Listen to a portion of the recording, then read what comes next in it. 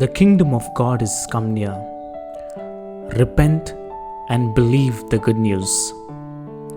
Mark chapter 1 verse 15. My dear brothers and sisters in Christ, what a beautiful morning the Lord has given us today. As we begin this new day, we have an amazing verse in front of us, a verse that is the need of the hour. The kingdom of God has come near. Repent and believe the good news.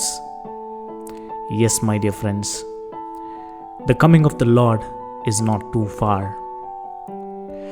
And we've continuously seen a lot of things that's already there in the Bible happening in today's world. And the pandemic COVID-19 is the best example.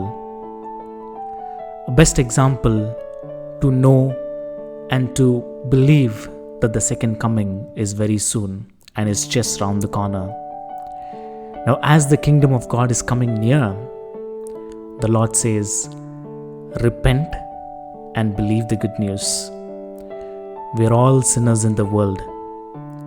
Everyone existing in the world are definitely sinners. At one point in time in life, we have committed sin.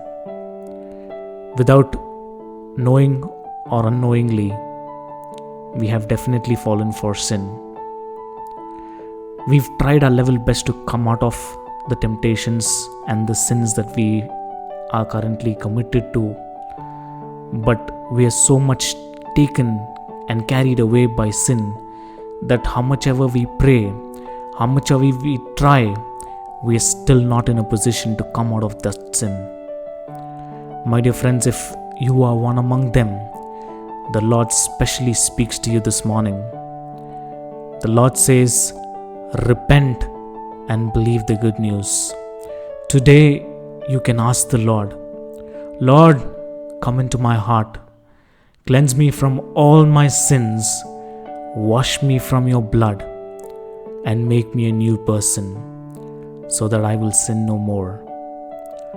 Kneel down before the Lord. Cry out to the Lord and pray. The Lord will definitely forgive you for all your sins, and He will completely make you a new person who can get much more closer to the Lord. Shall we pray? Heavenly Father, we thank you so much for this wonderful new morning, O Master. Lord Jesus Christ, this morning we come into your holy presence as sinners still living in this world, O Master.